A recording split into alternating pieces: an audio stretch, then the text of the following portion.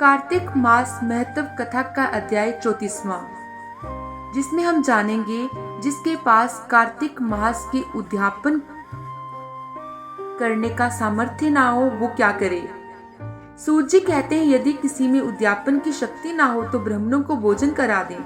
यदि ब्राह्मण ना मिले तो गौ का पूजन कर लें। यदि गौ भी ना मिले तो पीपल अथवा वट का पूजन कर लें। यह सुनकर ऋषि पूछने लगे, हैं महाराज, वृक्ष तो सभी समान हैं, फिर पीपल तथा वट वृक्ष को ही श्रेष्ठ क्यों माना गया है। तब सूत जी ने कहा, पीपल विष्णु का, वट शिव का तथा पलाश ब्रह्मा का स्वरूप है। फिर ऋषियों ने पूछा कि ब्रह्मा विष्णु तथा महेश ये सब वृक्ष बाप को कैसे प्राप्त हुए। ये सुनकर सूत जी कहने लगे, हे ऋषियों, एक समय शिवजी जी पार्वती सहित एकांत में विराजमान थे कि उस समय देवताओं द्वारा भेजे गए अग्निदेव द्वारा उनके एकांतवास में कुछ विघ्न उपस्थित हुआ। तब पार्वती जी ने क्रोधित होकर देवताओं को श्राप दिया कि तुम वृक्ष रूप हो जाओ। तब विष्णु जी गया में जाकर पीपल, शिव काशी में अक्षयवट और ब्रह्मा जी पलाश रूप हो गए। तभी से पीपल और वट का पूजन होता है।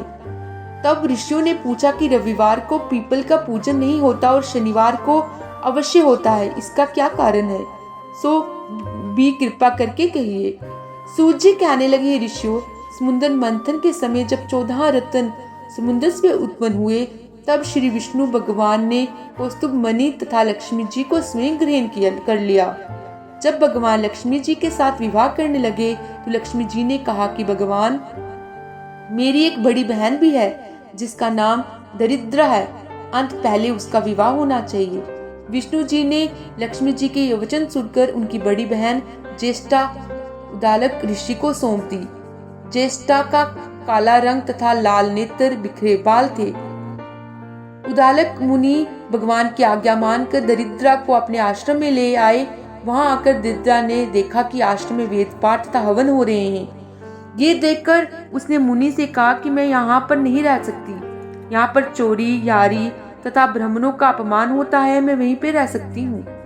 उसकी ये बात सुनकर उदालक ऋषि अति दुखित हुए और उसको वहीं पर छोड़कर चले गए और कह गए कि मैं तेरे लिए कोई स्थान देख कर आता हूँ। दरिद्रा ने बहुत देर तक ऋषि की प्रतीक्षा की, किंतु उनके ना आने पर वह रोने और चिल्लाने लगी। तब लक्ष्मी जी ने भगवान से कहा, हे भगवान, बहन दरिद्रा ऋषि द्वारा त्यागे जाने से अत्यंत दुखी होकर रो रही है, अंत पहले आप उसे जाकर शांत कीजिए।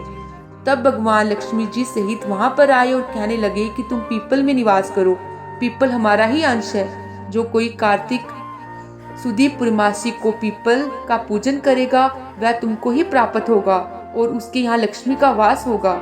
जो शनिवार को तुम्हारा पूजन करेगा और सूत लपेटेगा उसके समस्त मनोरथ सिद्ध होंगे, परंतु दूसरे दिन अर्थात रविवार को जो तुम्हारा स्पर्श करेगा वह दरिद्री हो जाएगा।